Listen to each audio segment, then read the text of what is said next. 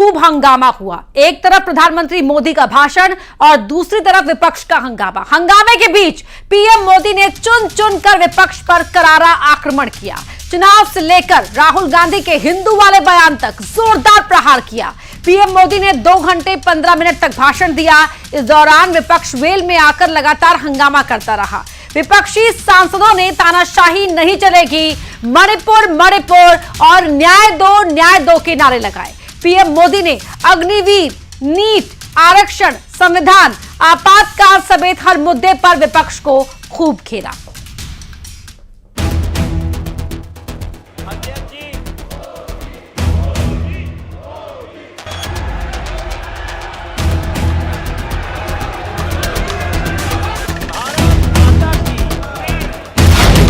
संसद में पीएम का भाषण, कांग्रेस पर जोरदार आक्रमण। बालक बुद्धि में ना बोलने का ठिकाना होता है और न ही व्यवहार का कोई ठिकाना होता है। और जब ये बालक बुद्धि पूरी तरह सवार हो जाती है तो सदन में भी किसी के गले पड़ जाते हैं।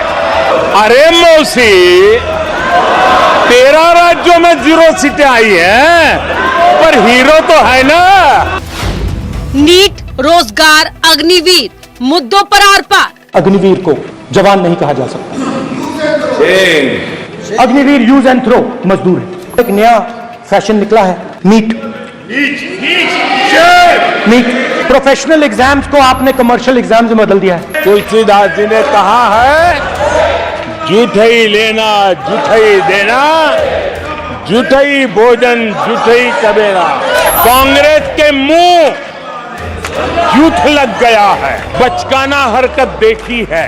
मुझे मारा गया, मुझे इसने मारा, मुझे उसने मारा, मुझे यहां मारा, मुझे वहां मारा, ये चल रहा था।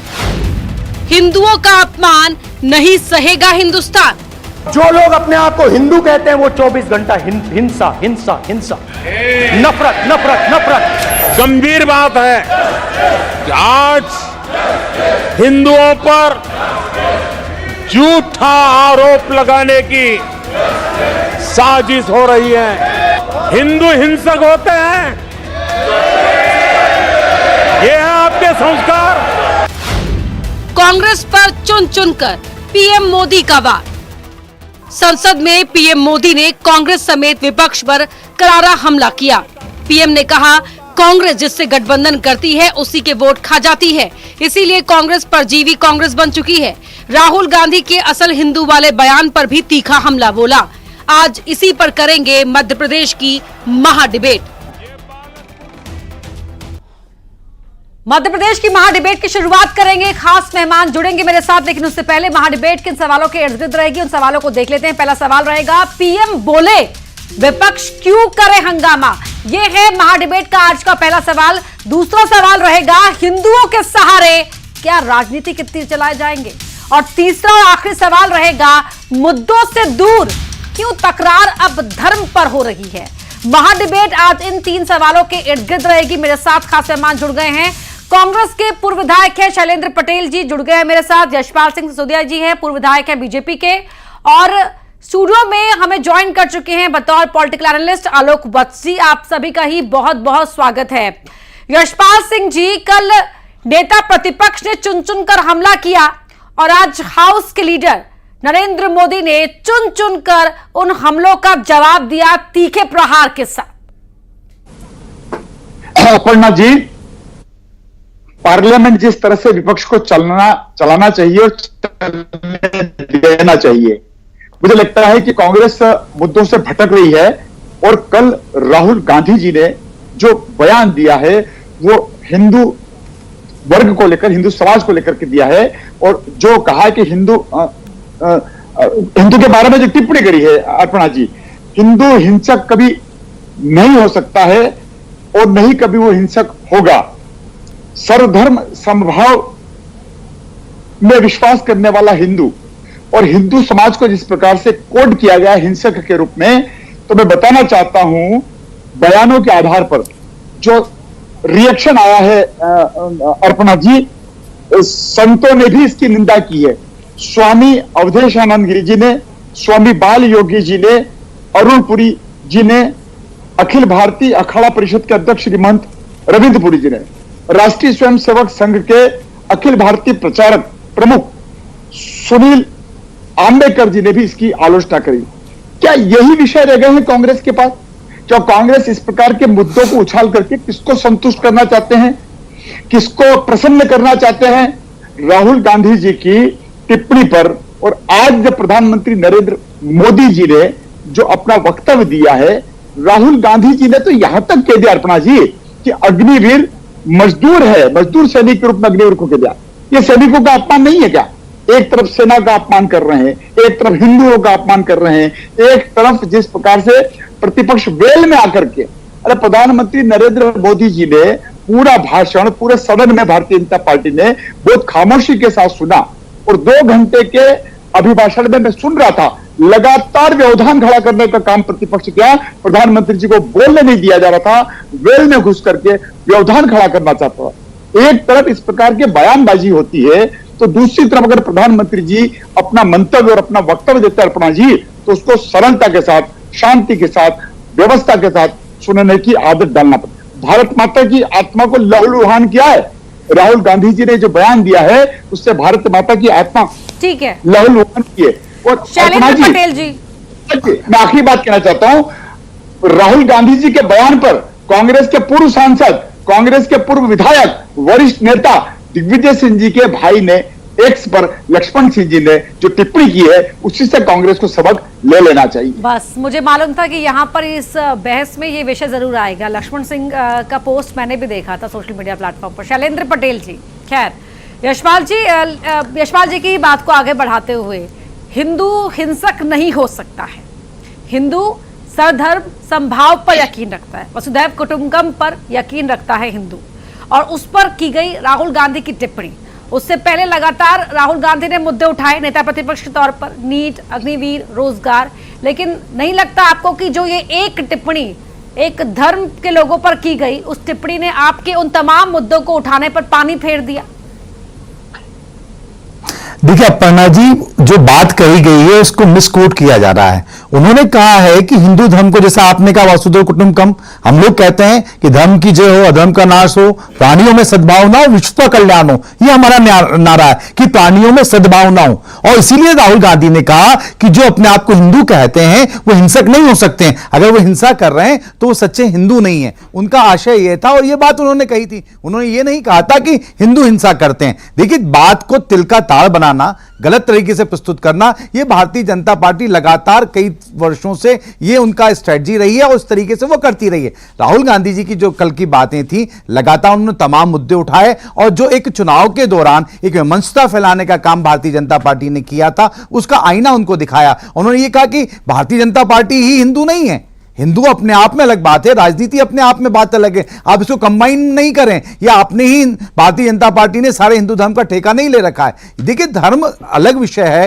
राजनीति अलग विषय है, लेकिन लगातार चुनावों में जब धर्म का इस्तेमाल इस तरीके से किया जाता है, वोटों के खातिर किया जाता है, तो कहीं ना कहीं देश की तरक्की भी रुकती है। इन सब बातों को आज जब राष्ट्रपति के अभिभाषण पर कल चर्चा हो रही थी, राहुल गांधी जी ने बखूबी उठाया, सारे मुद्दे उठाए। लेकिन अब ठीक है, ये तो विपक्षी पार्टी का या प्रतिपक्ष का एक वो है लगातार इस चीजों के ऊपर करना, लगातार झूठ फैलाना, लगातार 10 साल तक कई लाखों करोड़ रुपए खर्च करके राहुल गांधी की इमेज को खराब करने का प्रयास किया। लेकिन सच छिपता नहीं, एक दिन आ जाता है। और उन्होंने बखूबी और सबके सामने वो बात रखी है, उसको जिस तरीके से वो फैला रहे हैं वो सरासर गलत है। अब पूरा आपने भी कल देखा होगा, तो उनका आशय सभी को समझ में आ रहा है। लेकिन अब भारतीय जनता पार्टी क्या मानसिकता है, इसके बारे में मैं कुछ नहीं कहना चाहता। ठीक है, वरिष्ठ पत्रकार उपदेश अवस्थी जी भी हमारे साथ इस चर्चा में जुड़ चुके हैं। लेकिन पहले आलोक वजी, मैं आपके पास आ रही हूं। क्या बैटिंग करते करते गलत बॉल पर खेल गए राहुल गांधी कल? देखिए, क्या यह जानबूझ के ऐसा किया गया था उनकी तरफ से? पन्ना जी, राहुल गांधी जी के साथ एक प्रॉब्लम है कि he does not come well prepared. या तो लिखा लिखाया या किसी से सुनी सुनाई बातों को पकड़ के वो आ जाते हैं, बाद में आधे अधूरे पर आके वो रुक जाते हैं। अब उन्होंने क्या कहा और उसका क्या निष्कर्ष निकाला जाए, इसमें बहुत बड़ा अंतर छोड़ गए। और सबसे बड़ी बात है कि विपक्ष का काम है कि एक्सपोज, डिपोज एंड प्रपोज।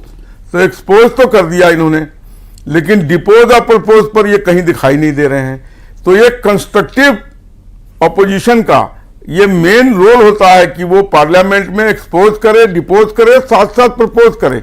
लेकिन जिस तरीके से 1 मिनट में 10 करोड़ रुपया जाया होता है पार्लियामेंट का, और जिस तरीके से 3 या 4 दिन हो गए ये सदन चलने नहीं दे रहे हैं, तो आखिर देश का काम होगा कैसे? क्या अपोजिशन लोकतंत्र में मजबूत से इसलिए आया है कि वो पार्लियामेंट और सरकार को काम ही ना करने दे? जितनी भी बातें वो कहते हैं, नीट पर उन्होंने कहा, नीट पर सरकार जोरदार ढंग से काम कर रही है, नीट के महानिदेशक को हटाया गया, नीट में आमूलचूल प्रवेशन किया गया, सीबीआई को केस सौंप दिया गया नीट के और यूजीसी के मामले में, ईओयू काम कर रही है, लगातार 22-23 आदमी की छापामारी में गिरफ्तारी हुई है, जो मेन अक्यूज्ड है संजीव मुखिया और डॉक्टर रंजीत, उन तक पहुंचने की कवायद हो रही है, तो कह रहे हैं इस पर डिबेट कर लीजिए। अरे बहुत सी चीजें गोपनीय होती हैं जो नहीं अभी साझा की जा सकती हैं, उनको मदद मिल जाएगी इससे। तो जब तक वो केस डिपोज हो जाता है उसके बाद बैठ के चर्चा कर लीजिए कि हाँ जी ये कल्पित थे, ये इसका पूरा मामला है, आइए मिल बैठ के कैसे आगे बढ़ाएं। लेकिन रोज रोज किसी न किसी मुद्दे पर पार्लियामेंट को अवरुद्ध करना, पार्लियामेंट के कार्य को नहीं होने देना, ये सही बात नहीं है। देश के लोग देख रहे हैं किस तरीके से स्टेट एक्सचेकर का पैसा जाया हो रहा है। मेरा इन लोगों से अनुरोध होगा, कृपया पार्लियामेंट चलने दें और बातचीत से चीजों को सुलझाने की कोशिश करें, इस तरीके का वातावरण न पैदा करें। जी ठीक है। उपदेश अवस्थी जी, 100 मिनट के आसपास राहुल गांधी बोलते हैं, हर मुद्दे पर चित्र भी दिखाते हैं, भगवान शिव का, नानक जी का, और उसके बाद आज प्रधानमंत्री बोले हैं करीब 2.25 घंटे। पहले घंटे तो सरकार की उपलब्धियां गिनवाते रहे, उसके बाद राहुल गांधी के हमलों पर ही तीखा प्रहार करते वो भी नजर आए। लेकिन बड़ा सवाल यहाँ पर आलोक जी ने अपनी ही बात में उठा दिया है कि अगर इस तरह से ही ये वार पलटवार ही होता रहेगा तो जनता का काम कब होगा? टैक्स पेयर्स जो उम्मीद लगा के बैठते हैं उनका काम कब होगा? बिल्कुल सही बात अपर्णा जी, आपने बिल्कुल सही कहा, और आलोक जी ने बड़ा सही विषय उठाया है, सही मुद्दा है। बात यह है कि कल जब हम लोग लोकसभा की कार्रवाई देख रहे थे, राहुल गांधी जी का वक्तव्य देख रहे थे, उन्होंने बड़े अच्छे तरीके से अपनी बातों को रखा है ना। उन्होंने कहा डरो मत, डराओ मत, उसके साथ में अभय मुद्रा भी दिखाई, बार बार उन्होंने अभय मुद्रा दिखाई। मुझे बड़ी उम्मीद थी कि आज जब सदन चलेगा तो कुछ नए तरीके से काम शुरू होगा, लेकिन आज राहुल गांधी जी और विपक्ष के लोग अभय मुद्रा में दिखाई नहीं दिए। वो सदन को चलने ही नहीं दे रहे थे, उन्होंने प्रधानमंत्री को बोलने ही नहीं दिया, वो बार बार रोक रहे थे, नारेबाजी कर रहे थे। और ये एक प्रकार की हिंसा है जिसके खिलाफ कल राहुल गांधी बोल रहे थे। सदन में, लोकसभा में किसी को बोलने नहीं देना, सदन में सदन की कार्रवाई को रोकना, ये लोकसभा के अंदर बौद्धिक हिंसा है। आप देश के साथ गलत कर रहे हैं, आप देश का नुकसान कर रहे हैं, चर्चा नहीं होने दे रहे हैं।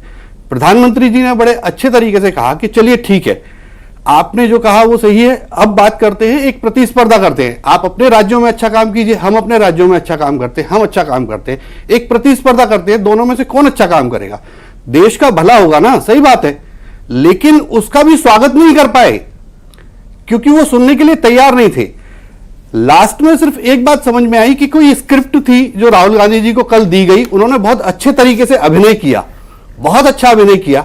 आज दूसरी स्क्रिप्ट दी गई, वो अति उत्साह में थी, उनको मालूम था कि प्रधानमंत्री जी कुछ ना कुछ ऐसा बोलेंगे जिसके कारण हम फंस जाएंगे, तो प्रधानमंत्री जी को बोलने ही ना दिया जाए, सदन को चलने ही ना दिया जाए, लगातार नारेबाजी की जाए। एक दूसरी स्क्रिप्ट पे थे। ये किस प्रकार की हिंसा थी? जिस अहिंसा की बात राहुल गांधी कर रहे थे वो तो आज खत्म हो गई। जिस अभय मुद्रा की बात वो कर रहे थे, बार बार जो हाथ दिखा रहे थे, आज क्यों नहीं दिखा रहे थे? आज क्यों नहीं बोलने दे रहे थे? वो अभय मुद्रा में क्यों नहीं थे? ये बड़ा प्रश्न है। राहुल गांधी जी को समझना चाहिए और कांग्रेस के लोगों को समझना चाहिए, भारत की राजनीति की समीक्षा करने वाले लोगों को समझना चाहिए कि लोकसभा में अभिनय नहीं चलता, नेता और अभिनेता में अंतर होता है। हमें लोकसभा में अभिनेता नहीं चाहिए। कल बड़ा अच्छा लगा था जब राहुल गांधी लोकतंत्र के ट्रैक पर आए थे। लग रहा था कि एक सेमेस्टर पास कर लिया है इन्होंने लोकतंत्र का, एक सेमेस्टर पास हो गया है राजनीति का, अब ये कुछ अच्छी बात करेंगे।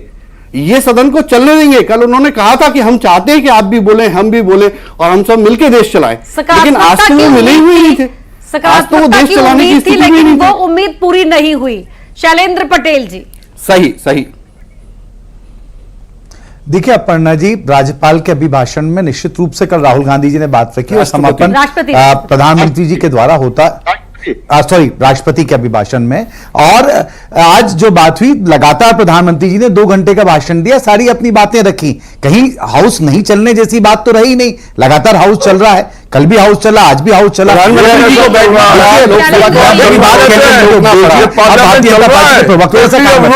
आप प्रदेश पत्रकार हैं, क्या बात कर रहे हैं आप? हाउस ऑफ बिजनेस में कोई चीज कंडक्ट नहीं हो रहा है और आप कह रहे हैं कि हाउस चल रहा है।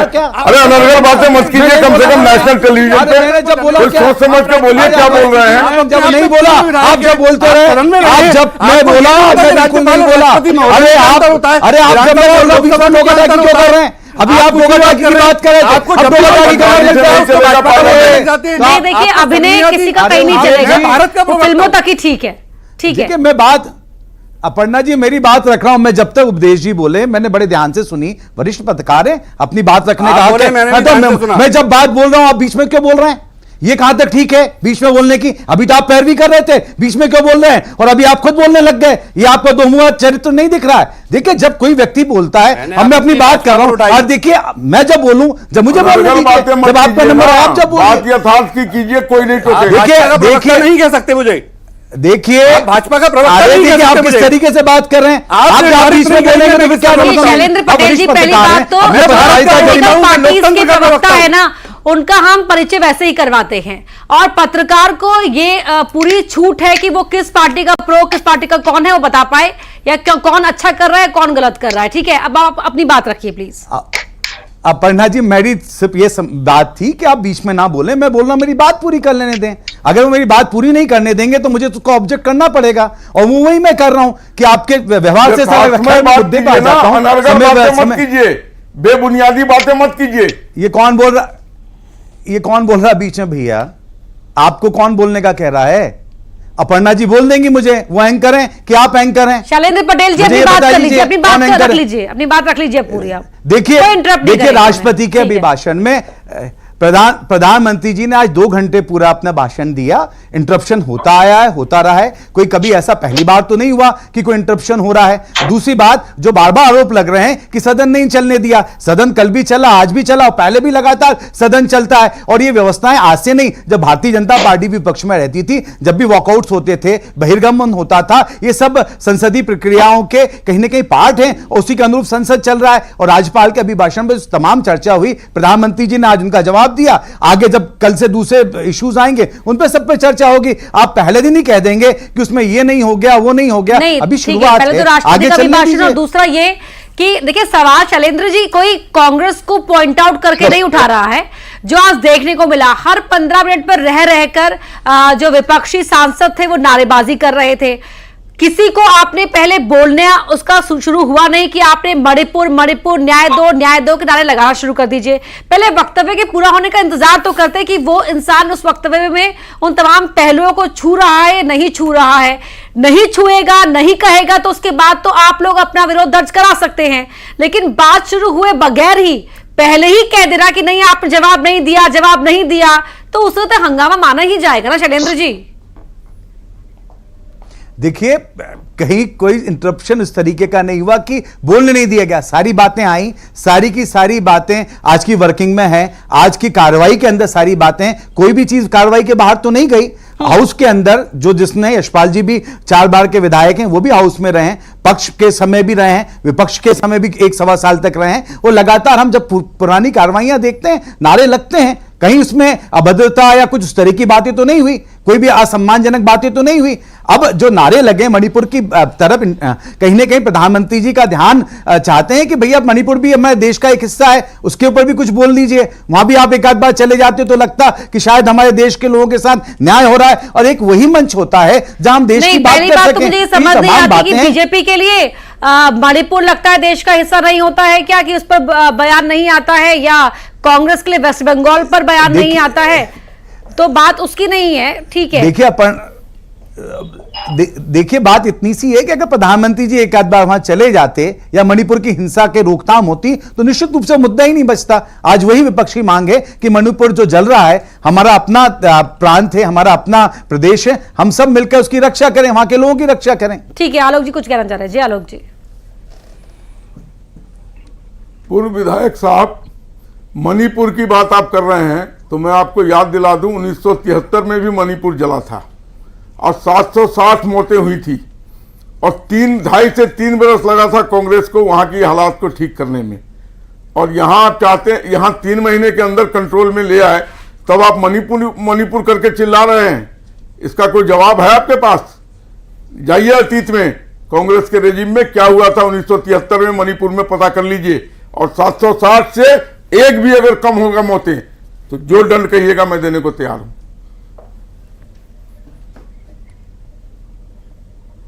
शैलेंद्र जी। देखिए बात 3 महीने की नहीं है। अब समय कितना हो गया मणिपुर में, अब मैं उस बहस में जाना नहीं चाहता, बीच में इसलिए नहीं बोला कि बीच में बोलने की आदत नहीं है। देखिए अगर आज का विषय है तो आज करेंगे ना। अगर पहले कोई गलतियां हो गई, आप कह देंगे साहब आपने भी ये गलती की थी इसलिए भी गलती होने दें, ये बात कहां तक सही है? अगर हम पुरानी गलतियों को सुधार नहीं करेंगे या उस बात को कहेंगे साहब वैसा होता रहा है अब ऐसे ही होगा, तो ये तो कोई बात नहीं हुई ना। आज की प्रेजेंट बात करें, मणिपुर आज से नहीं जल रहा है। कितना समय हो गया? 3 महीने हुए हैं क्या? 3 महीने हुए हैं क्या? आप अभी बोल रहे थे। ठीक है, मणिपुर में स्थिति वैसी नहीं है जैसे पहले थी, काफी कुछ कंट्रोल में लिया जा चुका है। नहीं, बात सिर्फ मणिपुर की बात होनी चाहिए, बात जो पश्चिम बंगाल में जो हुआ है ना उसकी भी बात होनी चाहिए, बात देश के हर एक हिस्से की होनी चाहिए और तभी इसलिए आवाम नेताओं को चुनती है। आप में से किसी आदमी ने कुछ उस पर वक्तव्य दिया है? बल्कि आपके एक विधायक ने कहा कि ये तो सही हो रहा है जो हो रहा है। और क्या चाहते हैं वहां? शरीयत कानून लागू कराना। एक आदमी मुंह में सबके दही जमा हुआ था, एक आदमी ने भी अपोजिशन इंडिगो से बोला कि ये गलत हुआ है वहां पे। जो तजमुल ने किया वो सही किया। एक औरत को बेरहमी से सड़क पर पीट रहा है और आप कुर्सी लगा के बैठ रहे हैं। क्या ये प्रायोजित था? वो नाटक हो रहा था कि कुर्सी लगा के बैठ के सब लोग वो तमाशा देख रहे हैं। किसी आदमी के अंदर का खून नहीं खोला कि उस औरत को बचाया जाए और उसको नंगा करके पीटा जा रहा था।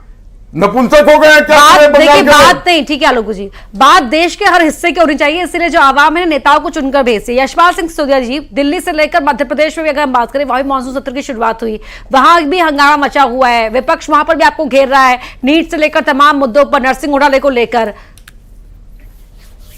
जवाब तो दीजिएगा ना मुद्दों पर। जवाब दे रहा हूं मैं, आपके प्रश्न का भी जवाब दूंगा। और जिस प्रकार से अभी शैलेंद्र जी ने जो टिप्पणी की है, विशेष करके हमारे राजनीतिक विश्लेषक जी की और वरिष्ठ पत्रकार जी की, थोड़े से व्यवधान में शैलेंद्र जी कितना आप व्याकुल हो गए। आप बताइए, प्रधानमंत्री नरेंद्र मोदी जी ने आज कितना व्यवधान झेला होगा? आपने तो प्रवक्ता बता दिया भारतीय जनता पार्टी को, भारतीय जनता पार्टी के राजनीतिक विश्लेषक को, पत्रकार को। ये तो निष्पक्ष होते हैं।